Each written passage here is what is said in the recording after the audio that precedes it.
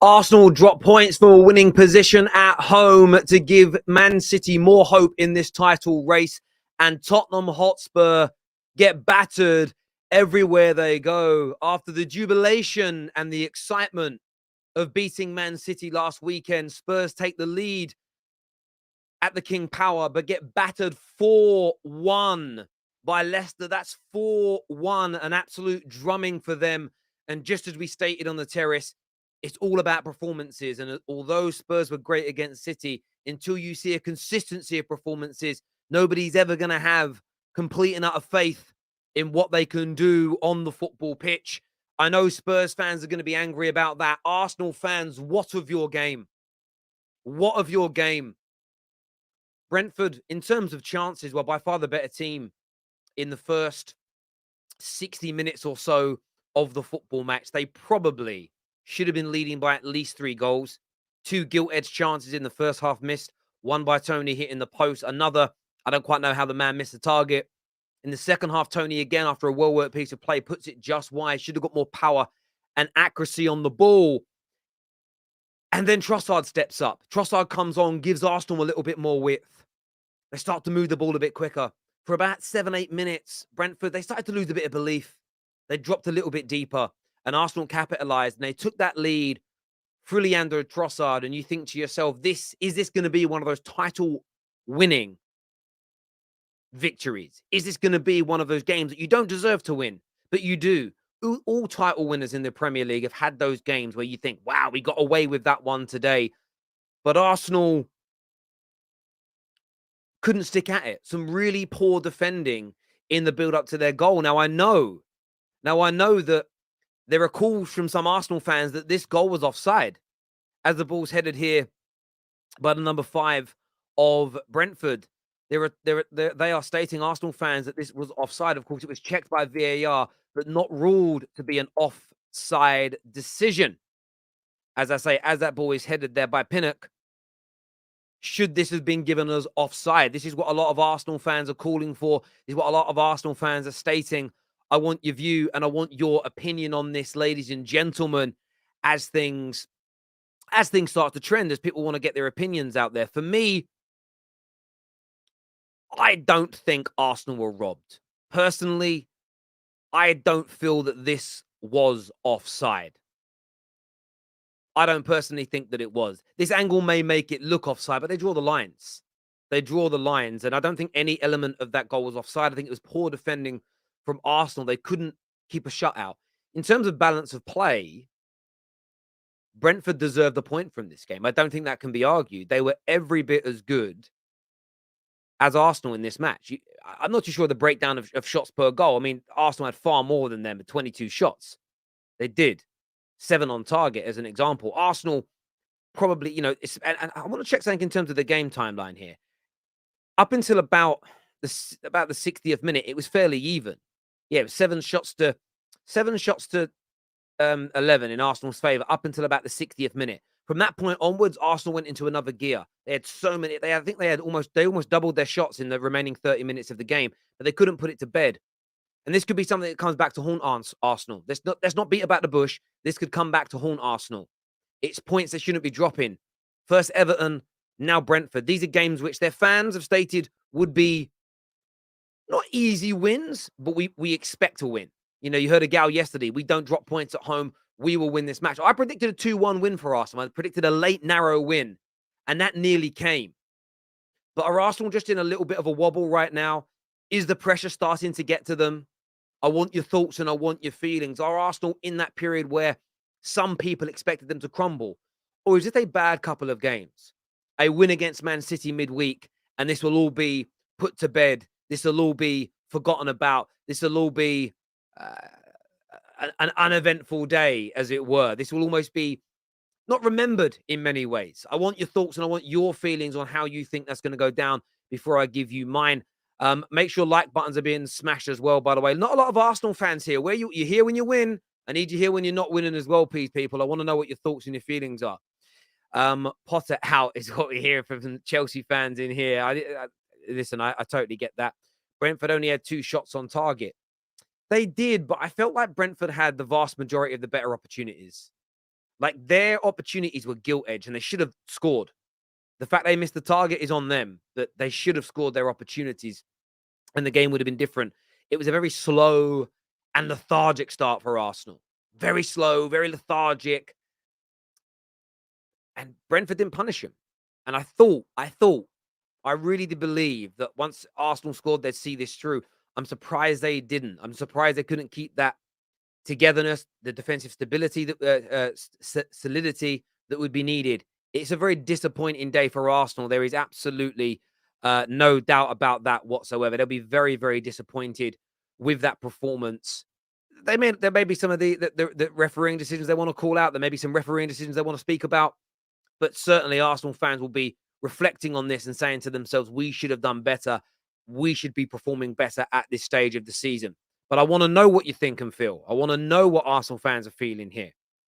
This comment here that I just read from Dutch is, thank you, Brentford, for securing a point against the league leaders. We've been playing really very poor, but a performance tomorrow against Villa will be a huge motivator for the Arsenal game. It is. If City win tomorrow against Aston Villa, the game Wednesday night becomes gargantuan. As it stands right now, Arsenal have a 6-point, I believe it's 6-point gap over City, level on points. If City win tomorrow and then Man City beat Arsenal, they'll be level on points, but City will have it's mathematically impossible not to have a better goal difference if they win their next 2 games. They've already got a better goal difference by 4. They will go top, but Arsenal will still have it in their favour because they have the game in hand over Everton, which is the game at the Emirates. But it certainly throws the cat amongst the pigeons in this title race. A win tomorrow for City at home against Villa is absolutely huge. And of Tottenham, as you can see, sit there in 5th. They're 4 points behind United, 1 point behind Newcastle, and they now have 2 games in hand over them. And what an opportunity for them to close that gap, to show everybody that beating City wasn't a flash in the pan performance, but it turns out that it absolutely, categorically was. It was a flash in the pan performance. Back to their same old, terrible performances. And look, people think I've got a Spurs agenda. People think I've got Spurs hatred. It's not agenda. It's no hatred. It's calling out things as they are. I feel really sorry for a lot of Spurs fans because the mainstream media praises them even when they lose. Nobody really calls them out. And I think it's sort of lured a lot of them into a false sense of security that they're playing well. And if you look at their trajectory, it's going, as the old dance song used to say, down, down, down, down, down, down, down, down, down, down. This is down.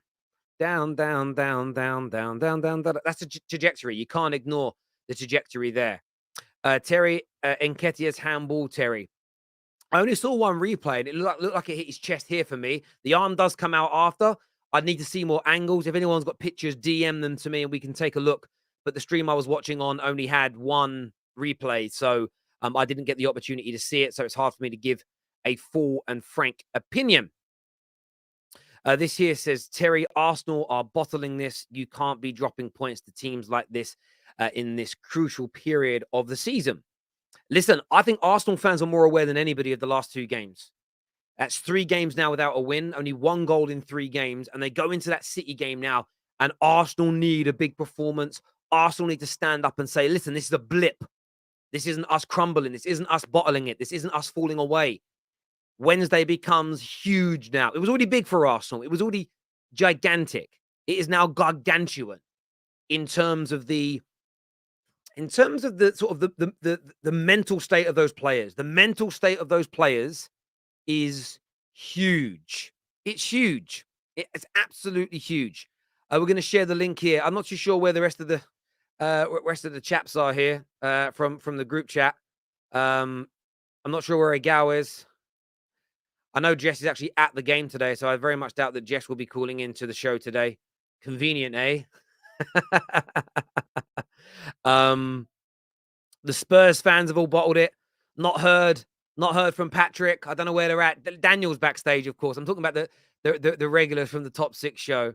We'll share the link now. I want to hear from Arsenal fans as well. I want to get your thoughts. Brandon, I don't know where he is. I don't know where anybody is today.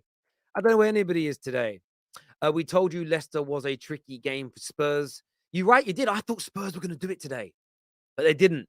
They absolutely bottled it. They bottled it, they did. Arsenal honestly looked burnt out. Spurs suck as always, is what C says here.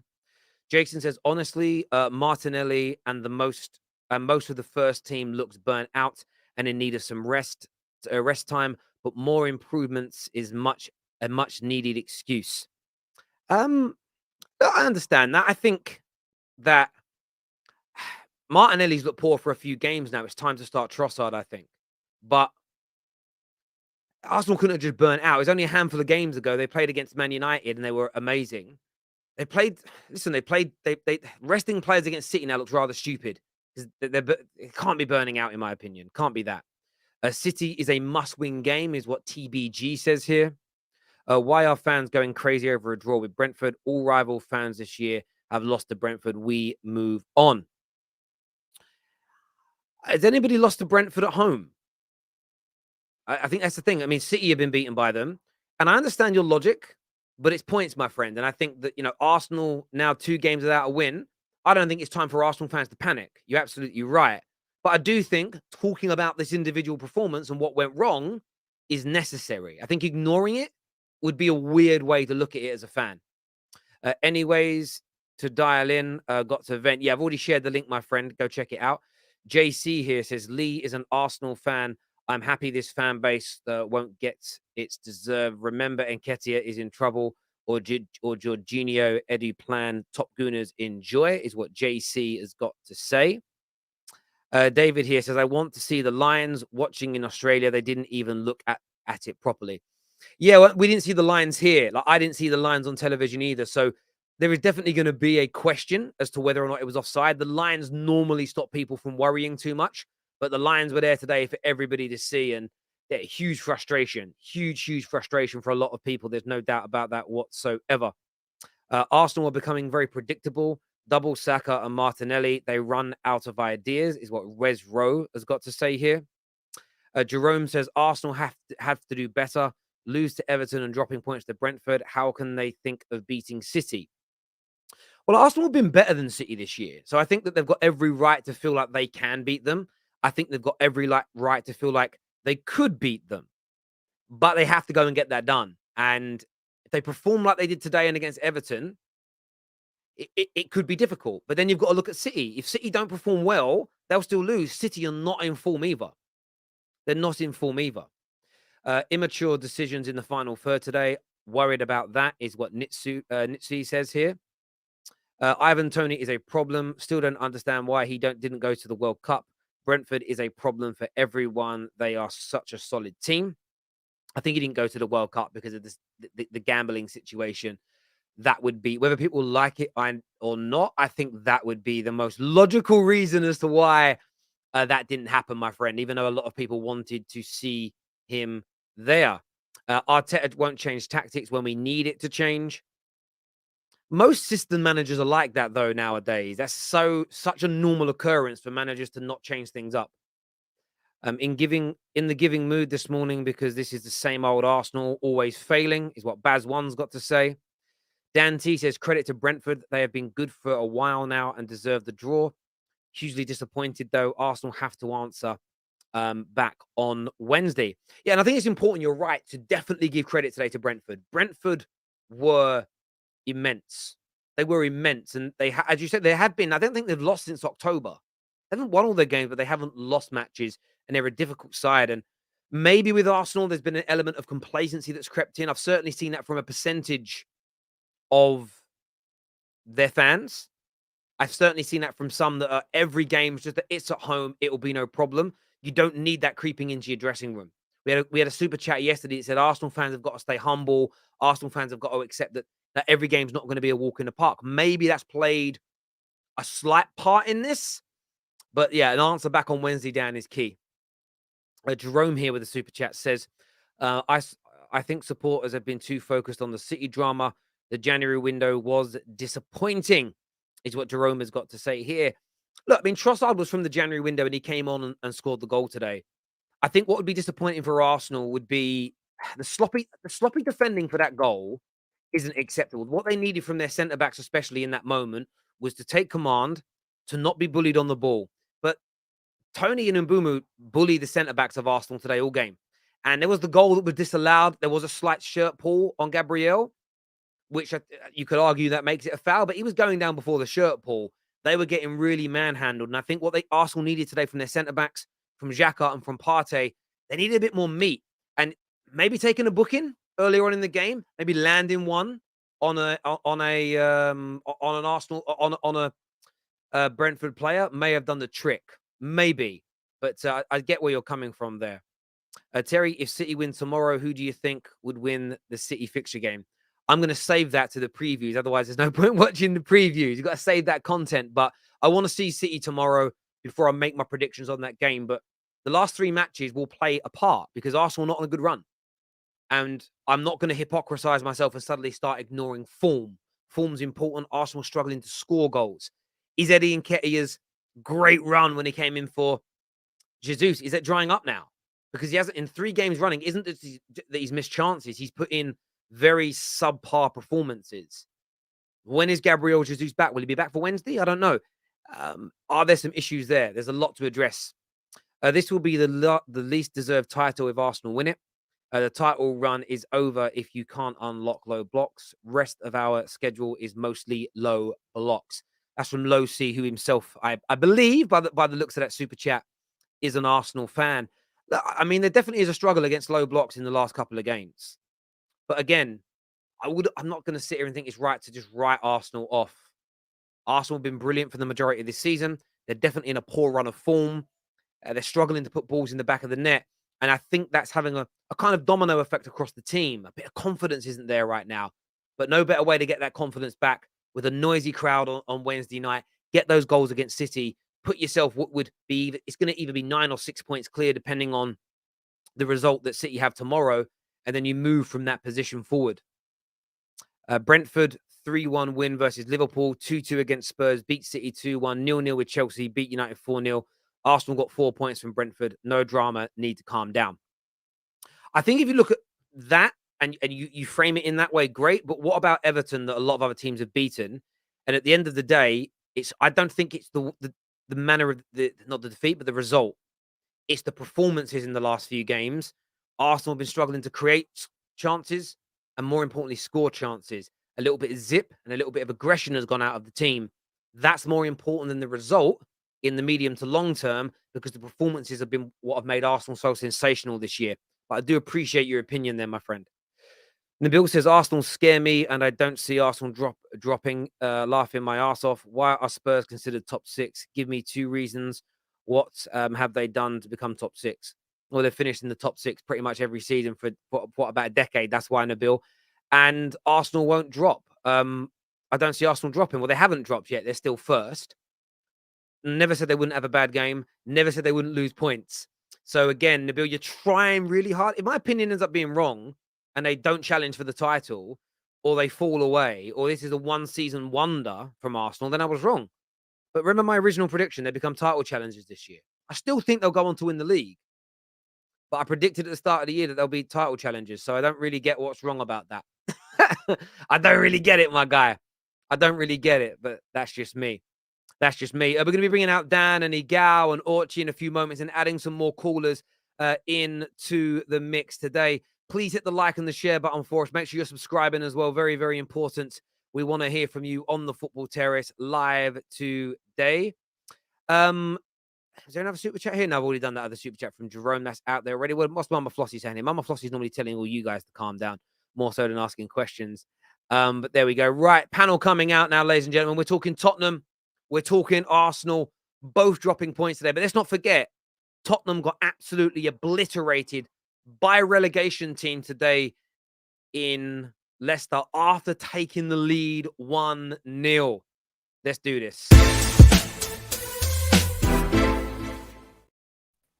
Gents, welcome back to the show. Big results this afternoon for both North London teams. I want to go to Igal first because, of course, Arsenal, you were very confident going into this game. Most Arsenal fans were, but you were outplayed for large parts. They had really good chances and you got the win, but you couldn't hold on. What went wrong today for Arsenal, Igal? We didn't start off well. The first half was terrible, might I say. Like we couldn't get anything going, and overall, second half you expect a difference. You expect a change. I didn't really see that change until what do you call it? The Trussard substitution happened. Once the Trussard substitution happened, we got ourselves going. We seen more of the ball. We seen ourselves into more dangerous actions, and that's where we got our goal. Shout out to Trussard getting his debut goal for Arsenal. I thought we were flying from there, but guess what? The moment you score is the moment you're the most vulnerable, and we had a plethora of mistakes. One, we can talk about the offsides, and I will talk about that obviously in a second. But three headers, no, Terry, four headers leading to the ball that was shot over Ramsdale's head, which he closed his eyes when he was try to block for the shot. You can't be doing that as a keeper. As defenders, four different chances to head the ball away in the box, but you lose all four headers. That's a big mistake there. And then subsequently, uh, Ivan Toney just slapping the ball in the back of the net uncontested. The second thing I have to say, sorry, my pen fell. The second thing I have to say is when it comes to this game, we did not deserve all 3 points, but we had an opportunity to get all 3 points. And I felt like the referee had some questionable decisions in there. Understand that I'm not saying an excuse. I'm literally just pointing out what I felt like was an obvious mistake on both parts. They had an opening goal. They should have allowed it. At the same time, they had their second goal. It balanced out. Their second goal shouldn't have stood. So in the run of play, it should have been a draw regardless. The draw was fair. But when it comes down to it, the referees once again letting the Premier League down. Two clear cut errors from the Brentford side. Their opening goal should have been allowed. The second goal that they scored, which was allowed, shouldn't have been given. There's multiple mistakes that they made. One, two offsides leading up to the goal from the pass. Originally you had a player that was offside. Then when the ball got headed back into the pathway for the final pass for the assist to Ivan Toney, that was also a situation. But overall, Eddie Nketiah was not good enough today. Honestly, I back Eddie to the moon, but he was very, very wasteful. No composure in front of goal. You have to have a little bit more composure when it comes to bukayo saka and the rest of the boys. They did their best. Ivan Toney is one of the best in the league when it comes to what he does, and he showed it again today. He showed it against Prime Van Dyke a couple years ago. This guy is just a monster, and he continues to do this. And maybe we're just going to have to figure out another solution when we're going up against lower blocks. I think Trossard needs to start versus Manchester City. I love Gabriel Martinelli. Trossard has to start versus Manchester City. Gabriel Martinelli at this moment in time, until Jesus comes back, Trossard is going to start for now. And we missed Jesus. Today was the definition of missing Jesus because Eddie Nketiah was so wasteful. I don't think Jesus would be that wasteful. But yeah, there's so many more things I would want to talk about, Terry, but we'll just save it for later. Yeah, no, I get that, and yeah, it's kind of your opening spiel on it. I wanted to ask you. Of course, rivals are calling this out more than anybody else. That's 3 games now without a win. Only 1 goal scored in 3 games. What do you think the problem has been in the last 3 matches, especially the last 2 Premier League games? Because you haven't been at the races. What do you think is causing this? Is it fatigue, complacency? Is it the pressure of the title race getting to you? What do you personally put it down to, Igal? The FA Cup game, first of all, scratch that out. I'm not including this in the whole grand scheme of looking at everything. When it comes to Everton and today, I think there was different performances in the Everton game. The Everton game, we never looked like we are going to get back into the game and actually score and win. Where this game, I always felt like there was a winner potentially there, Terry. So it's not comparable. What's comparable is the defensive setup of the team that we played. We need to find a solution because this is an issue and a concern that teams could end up just playing this blueprint from now until the end of the season, completely just trying to shut up shop, just trying to stop us from scoring and not even try to score themselves. But today, I can't even say Brentford that was their thing because in the first half we were too open. So I would say we need to go back to starting off games a lot faster because we in the last couple of games we haven't been able to start games off quite quick. The intensity hasn't been there from the beginning. So if there's anything I'm going to pinpoint, start off quicker, start off faster, and bring the intensity from minute one as we used to over the last couple of games. That's it. And I think Jesus is a massive issue. Yeah, I hear that. I mean, but what do you think the cause of that is, though? Do you feel as though like The press. so so The so I mean, so what do you think is so? the press is the reason that you've been performing poorly. The press that teams are putting on you, or your press has died off. No, the press has died off. And also, when we get the ball in the final third, the composure is not there with Gabriel Jesus and Eddie Nketiah. I love Eddie Nketiah, don't get me wrong, but his composure is not there. When it comes down to that final ball, we link up 3-4 passes. It gets to Eddie Nketiah. What is he doing? He's trying to sky it. He's trying to go for the hero shot. It's like, you can't do that. And I'm not putting it all on Eddie. It's not all on Eddie. But let's be honest. In the final third today, we lack that composure. We lack that little extra touch. And the main thing I would say about the press, Jesus is a press trigger. Eddie Nketiah, yes, he's a press trigger also, but at the same time, when he gets the ball and he wins it in those areas, sometimes he doesn't know what to do with the ball. Hence why Jesus, when he wins the ball in those areas, is much better. Jesus is a superior individual, and I think what you're seeing from Eddie Nketiah right now, and maybe he'll develop this. Recently I've spoke about Harry Kane, and I've said the reason I don't put him above Aguero's and Rooney's and Henry's, no matter how many goals he scored, we haven't seen how he's done it consistently in high pressure in situations. We've seen semi-finals and finals. But when you get to the second half of the season, you get to the last 2 or 3 months that we're in now, 3 months that we're in now, every game becomes high pressured. And that pressure creates tunnel vision. We've all been pressured in our lives. We've all been in situations where we can barely see because we're feeling pressured, where our legs become heavy, where we overthink things. We've all done it professionally, in education, in our personal lives, and in sport. And the difference between Eddie Nketiah and Jesus is experience in those moments. And with Jesus, I think he keeps his composure more when the going kind of gets tough. And these last I think since you beat Man United, the level of expectation rose again. And some of your players, it's just, I think what you've gone through in these last 2 matches is a sense of, oh, this is real now. And I think the City game is actually coming at the right time for you, because you should be focusing that on just a top 6 clash at home. If you've got to block out, there's anything to do with the title race. If you can block it out and win that game, I think you'll be okay. Lose to City on Wednesday, suddenly you go 4 games with no win, 3 games in the Prem without a win, and maybe some of these young players will just start to crumble under the pressure. So the next game, I think, against City again, I think is huge. I'm just going to say this. Ivan Toney absolutely dominated us, and that was the biggest difference between today and Everton. And when it comes to yes, Terry, I am concerned, but the fact of the matter is we still haven't we lost to Everton and we dropped points in this game, but the performance against City cannot replicate this. Trossard has to start. That's the main difference for me.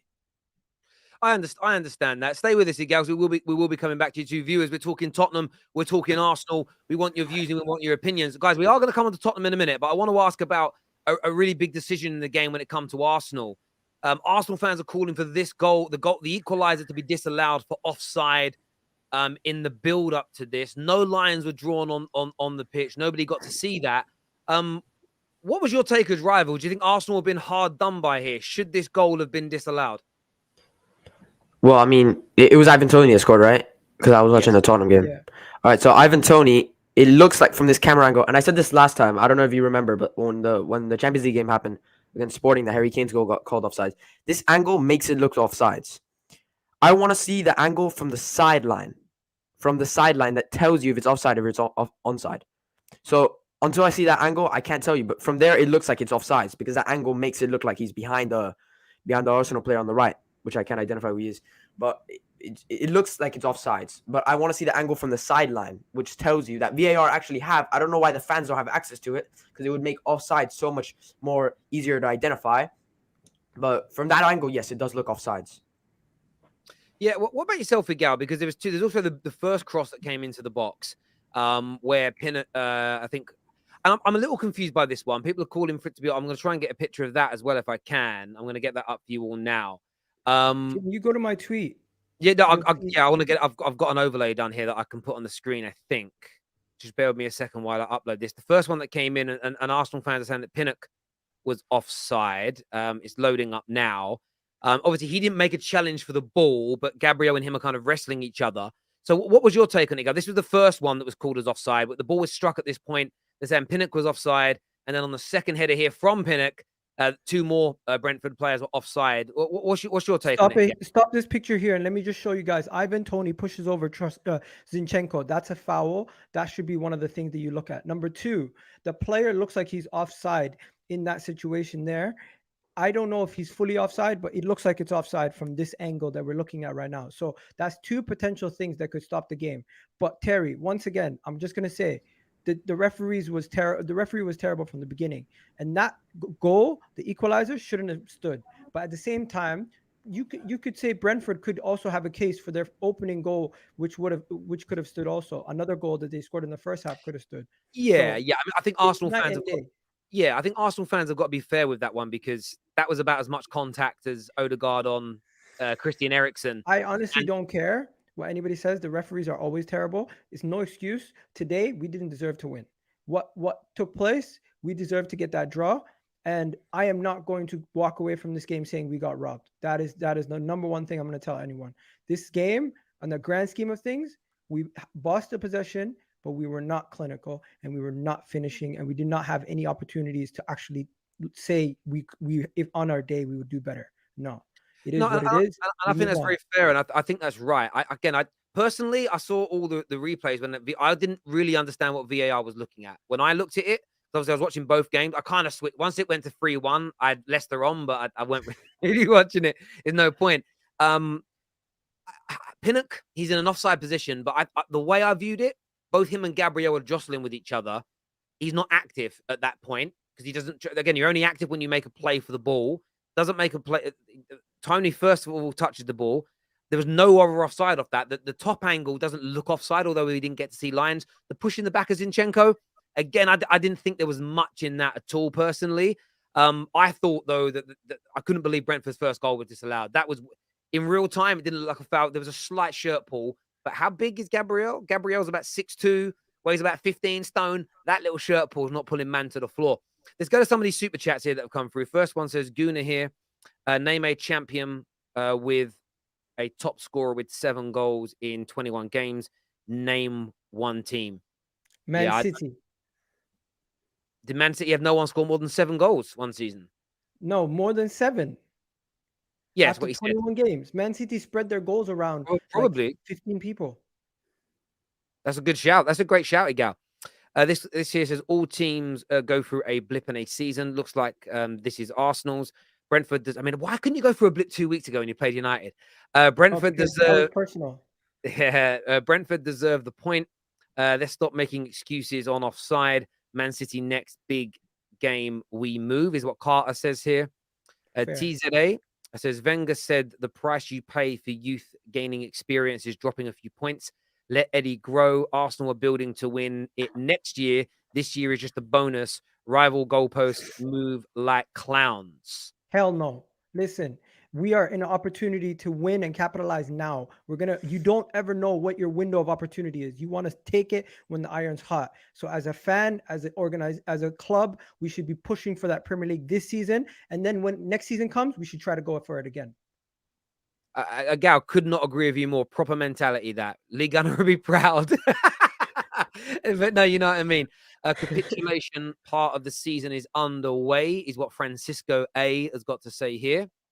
When has Arsenal defended a title challenge in the last 20 years? Gary Neville is starting to look like he is right, is what Baz1 says here. Toney, 5'10", 11 aerial duels, 10-1. Saliba, 6'4", 8 aerial duels, 0-1. Goes to show height isn't everything. Well, it isn't. I mean, it isn't. But listen, Toney is top class. And I think today, I don't know if you agree, Saliba had one of those games that was like one of those days where his age shone through, where he's not experienced enough yet, because he got done by an experienced man rather than a better man, I feel. And that goes down a lot. Joel here says 18 games to go. Arsenal fans thought they'd already won the league. 3 games is crumbling like Lego, is what Joel has got to say here. And of course, rivals are going to enjoy this. And it must be really weird for you. I mean, Gooners are probably hoping to win this as well so they could laugh at Tottenham today. And it probably takes the edge off that. And I think they probably should. And we are going to talk about Tottenham in a minute. That's why I've got the Tottenham boys out here with me. Arsenal fan here. If we finish top 2 this season, I will donate $1,000 to this channel. Thank you very much. Guaranteed donation. Pretty much. Listen, if Arsenal get caught by United and fall into 3rd, wow, the banter would be high. Igal, City has had distribution in goals, agree, but they had one player score less than 7 goals in 21. No, my friend, is what Jish has got to say here. Partey had played the Brentford player on. Oh, Marcy's saying that Partey had played him on. That's why you've got to see the lines, because I thought that Tottenham were offside for their first goal. And then when you saw the line, you're like, no, actually, it wasn't. My issue is that we don't have a killer scorer. I don't know a single team without one that becomes a champion, is what Jish has got to say here. And I think there's a lot of truth in that. Jason here with the super chat says, offside or not offside, we need to keep the move on to the next game mentality and move on, is what Jason says here. Terry was never an Arsenal fan. He loves trolling Arsenal. I don't think I'm trolling Arsenal right now. I'm just reading that super chats. I'm not trolling Arsenal. I've said what I believe. I said what I believe. And, you know, I didn't say at the beginning of the season you'd win the league. You've impressed me more than I thought. And I don't think this is the beginning of a crumble. I think this is a blip. I think this is a bad 3 games, result-wise. 2 poor performances on the bounce. But do I think Arsenal can turn it round? Yes. That doesn't mean I won't criticize them in the short term, because I think the manager's got to make better substitutions.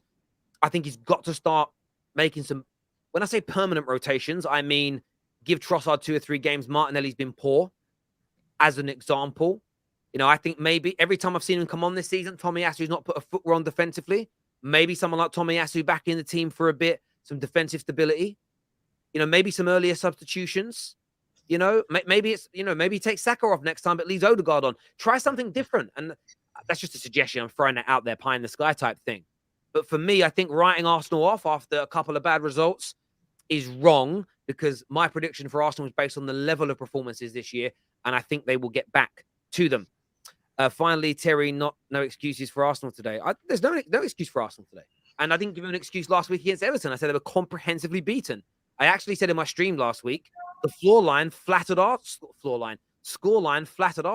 Arsenal were actually more outplayed last week than this week, because they had 23 shots on goal today. In the last 30 minutes, they were very good. They should have won the game.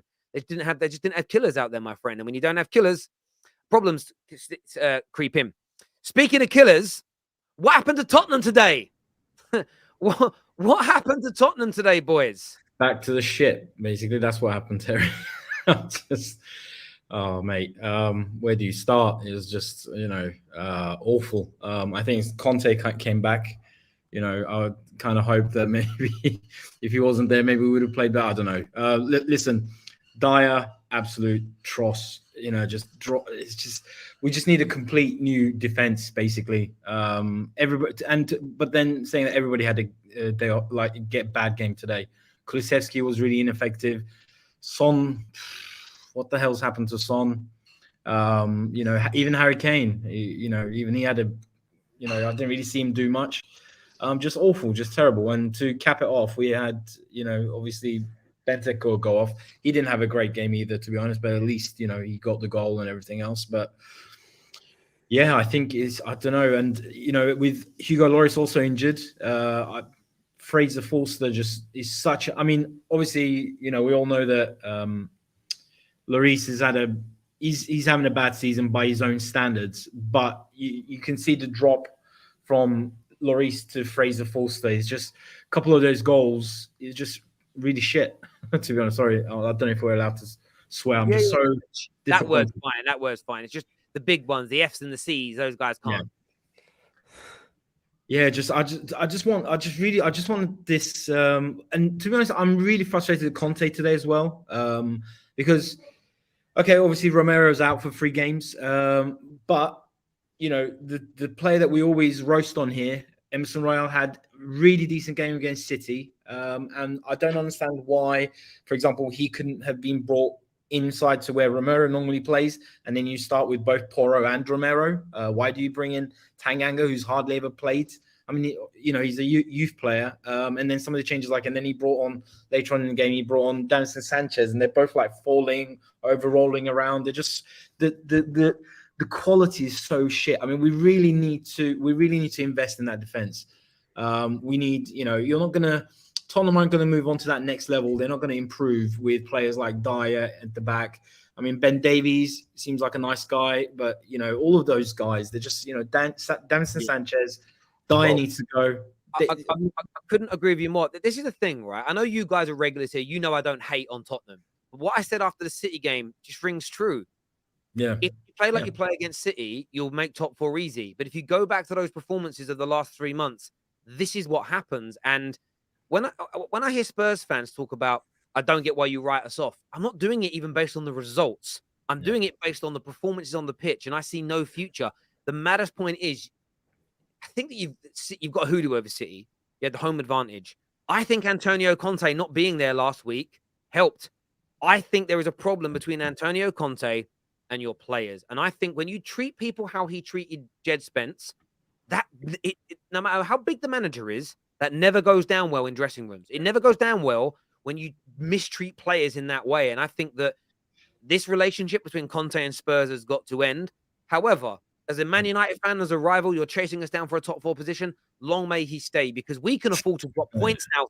We now can afford to drop points against Leeds. I don't want to. I want to win. But you've just given us a get out of jail free card, because you go 1-0 up against one of the worst teams in the league this year and get battered by them. I mean, I'm not even exaggerating. Like, it could have been 5 or 6. No, it could have been 5. It should have been 5. They scored 5 and they disallowed it for an offside that wasn't offsides. And Leicester wasn't great today. I mean, they had, especially in the first half, they had a lot of wayward passes. They had a lot of, they didn't play brilliant. In the second half, there was a lot more solid. But they went in 3-1 up, and they came out and they actually played better in the second half than they did, I feel, in the first half. That's how much of a bet, how much of a good performance, especially in the second half, they had over us. But I mean, just on your point about Conte, I don't know, I feel like he's kind of built this almost like this,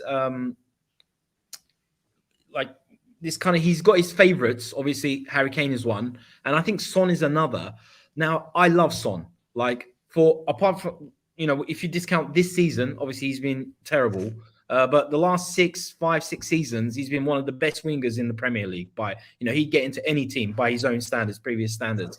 But this season, I still don't understand how Son can start game after game after game when he hasn't had a good game in how long?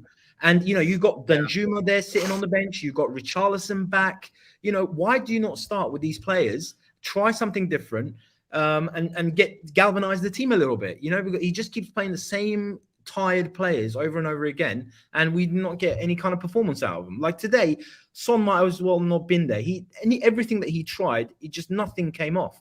And I think he's putting pressure on himself as well, because the odd times where he did get the ball, he's trying to go past about 5 or 6 different players instead of maybe playing early passes his best times with Kane when they were breaking records.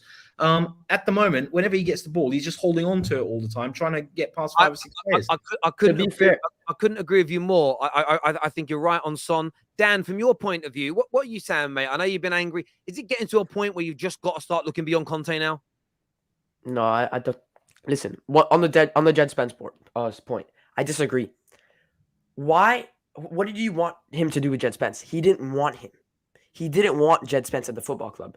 So what statement does it make to the owners if you bring in a player that the manager doesn't want and he plays him? That's saying that it's okay, and I'm going to play the players that I didn't want and you went out of your way and bought. So I think he's making a statement with what he did with Jed Spence and saying, I'm not standing for you buying players that I don't want. That's what I think he's doing with Jed Spence. But that's not what's best for Tottenham, though. Dan. Well, it is because if he continues to do it, then it becomes a bad thing, which we've seen with the last managers that we've had. He goes out of his way and gets players that the managers don't want. It's a time that he learns his lesson, that managers are not going to stand for this and just go, all right, I don't want him, but I'm still going to play him. I hear you on that. Gal, how do you see it looking at Tottenham? And that's a disappointing result for Arsenal today. You've got to move your head away from that. But to lose 4-1 after comprehensively beating City, I mean, it's almost as Spursy gets, right? It's the history of Tottenham, Terry. This is what they do. Honestly, I'm not surprised one bit. Tottenham Hotspur, you guys, who's your next team you play? AC Milan. You probably beat AC Milan. That's what happens. Our midfield is gonna be Oliver Skip, decimated, and Papa Matasar. Bissouma had the operation. Bissouma's out. Bentancur's out. I'm just here to have fun. Because you know what? When you guys sign Fraser Foster and you sign all these guys, these squad pieces. We were told that you guys were building a squad that was going to do something special, and it's just like I always knew that it was a little bit of like tongue-in-cheek overrating your squad, but hey, it is what it is. I'm not going to hate on you guys too much because we drew, but when it comes down to it, that is embarrassing. Leicester, who've been horrific this entire season, Danny Ward wasn't the worst goalkeeper on the night. That's impressive. To do that, that's impressive. But yeah, long story short, Terry, what do you expect? Tottenham are terrible this season. Their players are terrible. Their manager has been terrible at times, and he's not there. And they're putting this kind of performance in. It just goes to show that you truly are Man City's bogey team. And outside of that, it is what it is. And look, obviously, Aguna's gonna ban you for this, and I'm just sitting here saying I told you so. Not because I'm glad Spurs are doing bad on a football level. Of course, as a Man United fan, I want everyone doing badly. Of course I do. I want to win the league. I want to finish in the top 4. But I think this is a call to all the Spurs fans who got dogs abuse, rivals like me who got dogs abuse, who were being really fair with Tottenham earlier on in the season and saying, I see these problems, I see these issues. And every time you lose, I just think all those guys that abuse me, threatened to put my children's address on the internet, wanted everyone to boycott my channel. But it's just turned out that I was right this whole time. And I wasn't right because I'm the messiah of football. I'm right because I just understand it on a basic fan level. And you could see by the performances very early on this season that something was wrong with Tottenham. And I get your point, Daniel. I think that I get why Conte is doing what he's doing. It becomes a fight. It becomes an argument. It becomes a problem. But is that really going to make Tottenham better? Is that going to make Spurs improve? Is that going to get you to the next level? The answer is simply and utterly no. And I think that's why you've got to look to move him on. It doesn't mean, I'm not making a prediction that you move him on and Spurs become a brilliant team, because you've been a decent team in the Premier League once in my lifetime. Actually, well, you're a decent team with a little bit with Redknapp, and you're a decent team, a good team with Potts for a bit. So I kind of look at it and go, I don't know when you get new owners and you invest differently and you have a different board, maybe things will change. But I think at the very least, what you should get is decent football and a feeling of togetherness from your players and your manager. The fact that it's toxic again, it was toxic with Nuno because your players didn't want him. It was toxic with Jose, and it was toxic at the end of Poch. You guys have just had toxicity running through your club for what, 4 years now? It's about time you brought in a manager who may not be the best, but at least a manager that's going to get on with your players, that plays a style of football you're all happy with. Because that surely under Levy, that's about the best you. Honestly, I'm not even capping. Surely that's the best you could hope for. Yeah, but it's not just been 4 years of toxicity. Yeah. It's been 22 years. It's been 22 years that these owners have been at this football club. And the thing is that they're not going to leave. Have you seen their financial statement? They said they're building hotels outside the stadium. This is becoming a business.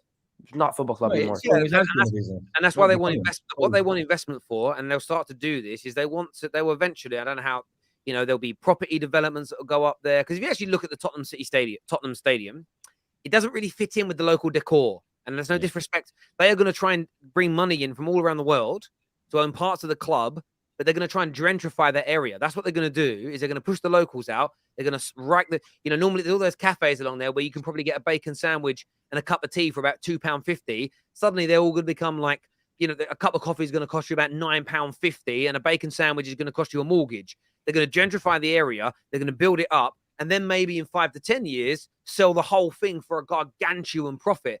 That's what they're more interested in. That's exactly what they're going to do to that area around there. I wouldn't be surprised they start buying some of the council buildings there, redevelop them, make them into posh little apartments, and everything to raise the land price, because the most important thing to them is making money. They're just like the Glazers in that way. They're just like sort of Hitch and Gillette when they were at Liverpool. They were in it to try and make money out of the club. They weren't, you even got that with Sullivan and Gold at West Ham. They're not trying to make West Ham a Champions League team. They're trying to grow the valuation as high as they can and then sell it to a billionaire to make, 2, 3, 4 billion pound profit. I know one of them has recently passed. I mean, no disrespect, but that is what they're out there trying to do. So Tottenham, I know the feeling, mate. We've had similar owners to you. We just obviously have more money to spend than you guys. So that makes a difference. I've got some super chats here I want to do. First one says, Igal. Sorry, I've already put that one in already. This from Ab says, I've already done that one. Sorry. This is from Nick, says, never heard Igal speak so much sense. Sorry, bro. Always. Sorry, one second. I put something up on my screen because I can't see anything. Always value your input, but today you are spot on. Need the same energy from Wednesday. I agree. I love Igal. But for me, probably is the most honest I've ever seen you about Arsenal, and it's refreshing to see because I believe you're telling me the truth. There's sometimes you say stuff and I'm like, I don't think Igal means that. We all do it, but and listen, I live with somebody who's identical. Sometimes I'm there, I'm at home, I'm like, the cameras ain't on. You can just tell me the truth. How do you really feel?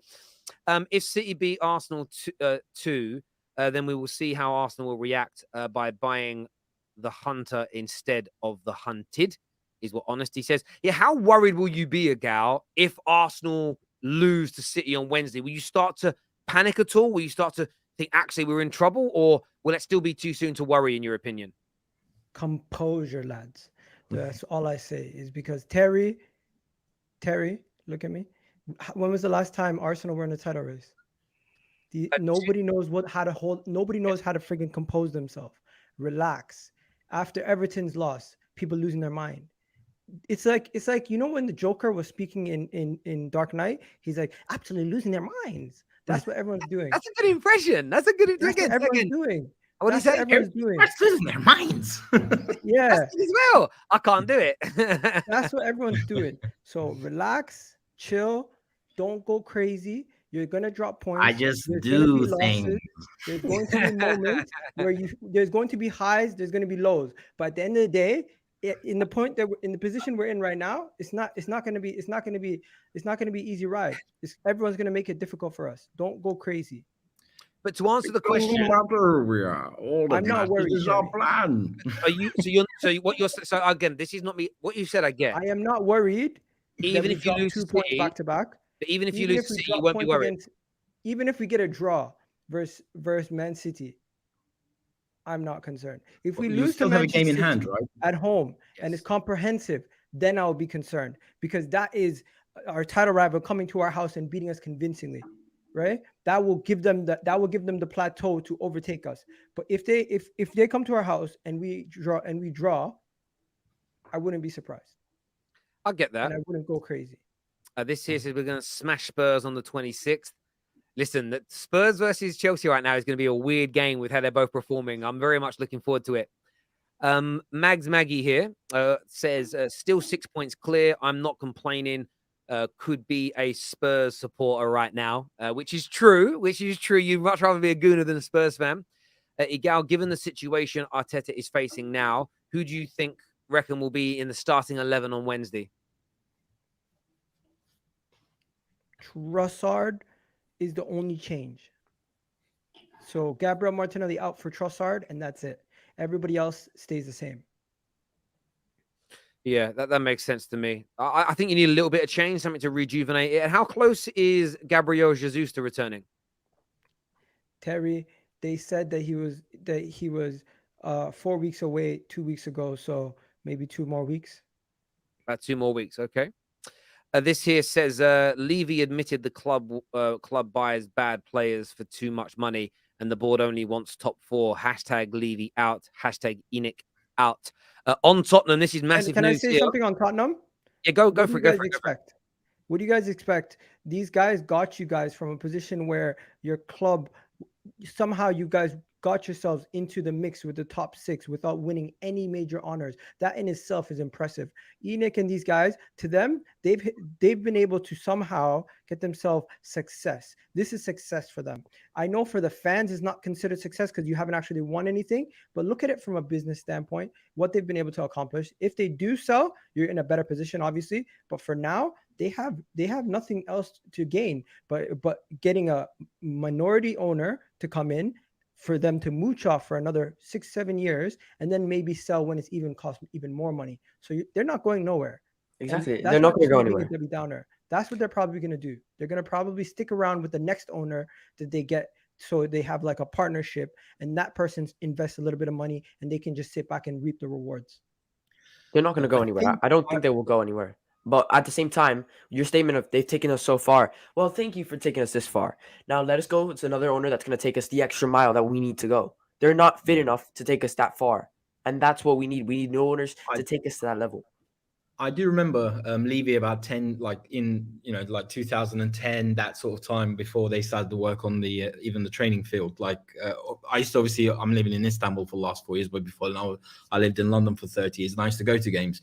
And I just remember in the game program, just before all this work started, he was always saying that, look, for us to be able to compete with all these kind of top teams like Uniteds and Liverpools and Arsenals and all that, obviously the excuse that they used to give was White Hart Lane was only 36,000. And they were saying for us to be able to actually compete with all the bigger teams, we need to first of all sort out the stadium. We need to, for commercial reasons as well, to get more money, blah, blah, blah, and all this kind of stuff. Well, they had 10 years and they did that, which I commend them for it. Yes, fantastic. Well done. But now, if they want to get the top dollar, because I think Joe Lewis is open to selling the club. Like, the guy's nearly 90 years old now. So I think, but obviously if they want to get the biggest bucks for, their money, it's got to be a team now. Obviously we've got the training ground, which is one of the best in the world. We've got the stadium, which is one of the best in the world. And in fairness, Tottenham do make a lot of money. For a team that actually doesn't win a lot, we do, as a club, we do make a lot of money, especially now with the stadium. We've got concerts going on there. We've got boxing, all that kind of stuff. So well done for doing all of that. But now, just like Dan said, you either now pop the money to actually have a winning, or at least a team that's capable of challenging, or you sell it for like whatever, 3 billion, 4 billion, get as much money as possible to somebody who's going to, like you said, invest the money and actually buy the players so that we can, kind of do what Chelsea are doing right now, basically under Ted Bowley. Yeah, it's definitely a hard one. Some breaking news I wanted to bring you about Spurs from Paul O'Keefe is that Spurs fear Bentancur could have injured his medial or his MCL or his ACL, and it could be fully ruptured based on what they've found. Paul O'Keefe, of course, very credible when it comes to Tottenham, but he could be out for a prolonged period of time. Thank you, Judy Sports, for sharing that news with us. Honestly, here says Igal, we're going to struggle, mate. Yeah, you are going to struggle without him as well, with the midfield being gone. And again, the only reason I'm smiling is with Spurs fans in my DMs when Casemiro got banned, and I'm like, that's one of the reasons why I'm very superstitious. I don't kind of tease people about things until my team's clear, because I always feel like I'm tempting fate. And I had Spurs fans in my DMs, no, Casemiro, you're finished, we're going to catch you. Then your man does an ACL. Like, I'm not saying those DMs to me were the reason it happened, but you're tempting fate every time you do it. It's bad form, and it's young man's thing, isn't it? Igal, are you worried about Martinelli, who hasn't scored in weeks, maybe a month now? I wanted him to be dropped in this game. Maybe dropped is a harsh word, but I wanted rotation in this game. I just feel like when you're consistently playing week in, week out, you need somebody to come challenge you. And Trossard is exactly what Martinelli needed. And also, I think Jesus being injured also does make Martinelli's job a little bit harder, because today you've seen Eddie Nketiah was a lot more central. I don't know, Terry, if you're watching, but Eddie Nketiah was playing on the left sometimes, and you see Martinelli more central. So I think it's a combination of both, and I'm not too concerned about him. This is why we signed Trossard. He's well prepared to come in and be the deputy. Yeah, listen, I think it's one of those weird ones for me where I feel like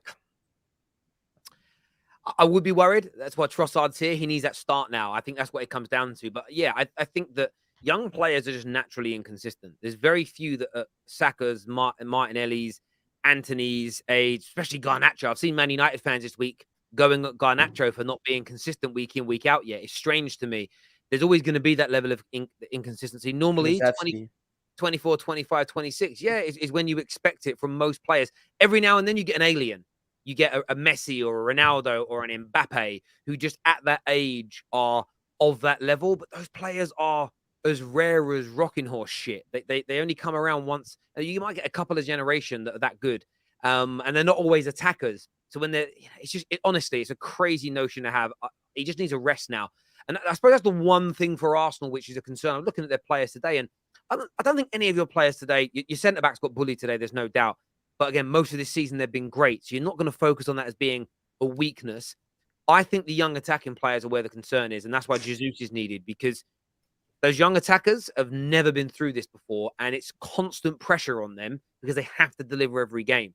And I feel like you had the United game where Saka was brilliant. But sort of since then, it's been hard for them. And I feel like as these little gateway moments happen and the pressure starts to increase, this is where they really need that leadership. And I think if you had Jesus out there orchestrating and leading them, I think the outcome is a little bit different. It's almost like they need that leader now because Odegaard's been there to a degree, but not massively, if that makes sense. So You want to know something, Terry? Everyone's waiting for a capitulation. This is not it. If you're looking for a capitulation, this is not it. When you see it, you'll see it. If it does happen, at this moment in time, I'm not concerned. I don't think any Arsenal Bournemouth are 1-0 up. Bournemouth against are 1-0. Newcastle, listen, if Bournemouth could beat Newcastle today for us, again, I want to beat Leeds tomorrow. There's no excuse. We lose, I'll be angry. But like when if we lose, it's not the end of the world because other people did. So that's not listen, it's early days, only 30 minutes into that game, so we'll see what happens. But no, listen, again, I agree with you. I don't think this is a capitulation yet from Arsenal. I think that's the wrong way of looking at it. It's been 2 games. It's the only issue you've got is if that 2 games in the league goes to 3 games, because what then happens is that pressure then starts to build up, as we know. Losing, by the way, to what they called Man City, home or away, is never an embarrassing result unless you're battered because they're Man City. But this is where it becomes hard. You lose that game or drop points in that game, you then go away to Villa.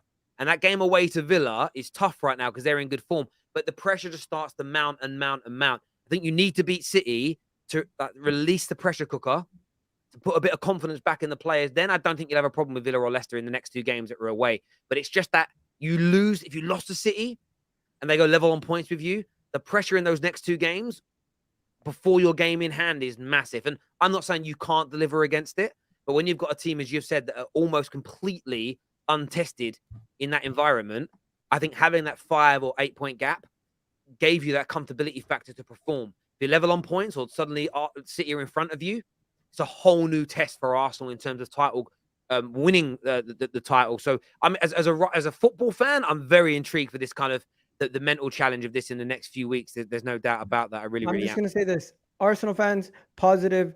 Trossard made a massive difference off the bench, and that shows that the business that we did in January was very successful so far in that perspective. Yeah, it absolutely was. And Carter here, this is a good thing to remember. Let's remember that Brentford beat City at home, so Arsenal fans need to chill that we drew against them. They are a very good side who are in top form. True. I mean, you can't argue with that. Like, it's the absolute truth. So I totally get that. And I think that fans will, for the way someone said it's 2-0 to Brentford. Can't be, can it? No, it's 1-0. It's 1-0. Someone literally wrote 2-0. Someone wrote goal again a second ago. And I thought, they haven't scored again, have they? As an Arsenal fan, I will say this. We as fans must all stay with the team. First or second, we have the youngest team in the Prem. We still need time and have exceeded expectations. They deserve my support.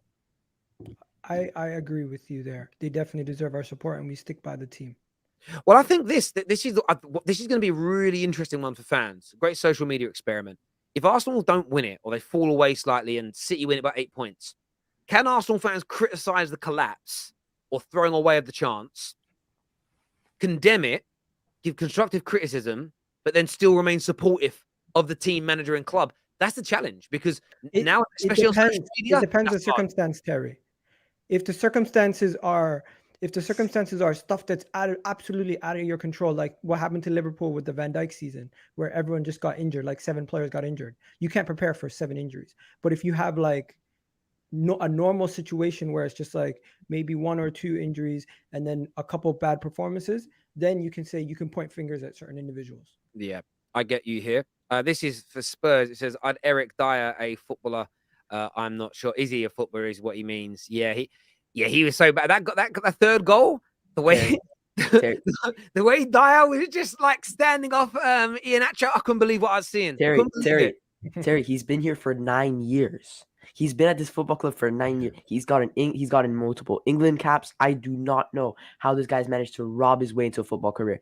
This guy, every single game, he gives like 6 feet yards of space to every player he's come against. He's like social distancing from every player he's playing against. Ronaldo against Man United last season, this guy gave him like 50 acres of space, and then he smashed the top bins, and everybody's surprised. Well, that's what happens.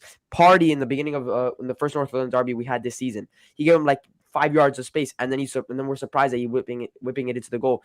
Again, all 4 goals were just the same. He's just like backtracking like this, like 5 feet away, like it's gonna do anything. You got to go to the guy. You can't just give him all that space and expect something to happen. Yeah. What about Fraser Foster? You guys Bro, really scared? when it comes to Fraser Forster, I said this multiple times. I don't rate Lloris anymore, and we have to get a replacement. But the thing about this football community is when you say one thing, people think the other, and they think that just because I think Lloris is shit doesn't mean that I think Fraser Forster is better. He's also shit. Yeah. But it's like Neto here says it's hard, but the logical thing to do, Terry, talking about if Arsenal fell away now, and I'm just forget the words I'm using, don't read too much into the language. Let's not have a debate on semantics, but if Arsenal fell away, Gal's already said it, we have to win the league. If not, it's bad. But you can criticize that, but still go, but I'm behind the manager and think we'd be better next year. Everyone's so polarized now that you say, I think Lloris isn't good enough. They go, yeah, what do you think Foster is? It's like, well, I'm not saying that Foster's going to be. You're right. People are so polarized now in their opinion. I even asked a question. I don't know if you guys have seen the video of the Chelsea fan getting knocked out. Have you all seen it? It's trending. Oh, yeah. It's a Chelsea fan who got in the face of West and got knocked out. I kind of posted it and just said, was this because the guy that punches him comes from the side? I've seen another video. It's not from the side, but it just looks. And I just tweeted saying, is this fair or a sucker punch? And people are like, how dare you ask that question? And I'm sort of like, everybody's so triggered nowadays by questions and opinions. It's unbelievable. And I think that like saying, yeah, it's crazy to me, but that's what's hard to have. That's why it's hard to have these conversations. Terry, here's my top 3: City, Man United, Arsenal. Abs, Man United are not finishing in front of Arsenal. Would you call for Arteta's head, Gal, if Man United finish in front of you this year? That's a question for you. I think we need to finish outside of the top 4 for me to call his head this season. Okay, I get you. I'm just being a little flippant. Listen, boys, I appreciate. I think if you consider that at the start of the season. Oh, sorry. So yeah, because I've got to shoot. If you can finish up. I was just thinking that if at the start of the season, if you ask most Arsenal fans, as long as they made top 4, I think that probably was their main target, whereas, where they are now, I think they're definitely, you can't argue against them having really moved on. So even if they end up finishing 3rd, but only by like, say, a couple of points behind both Man City and Man United, I think that's still a fairly good season for them. If you think about it, like, there's been progress basically. No, I hear you on that. And like you say, couple of good players in the summer, and then you move on again. You go again next year. Totally hear you. Totally do. Listen, I want to thank everyone who's tuned in, my super chatters, my members, my panel today, and everybody that's contributed towards the show. Back tomorrow morning, fan channel review show should be quite fun. I've heard Expressions is losing it, so I'll be over there looking at that later. And of course, reactions to United and City's games as well. Please hit the like button before you leave, even if your team didn't get the result you wanted today. Until next time, take care. Goodbye. God bless. And we'll see you all again very, very soon. Thank you.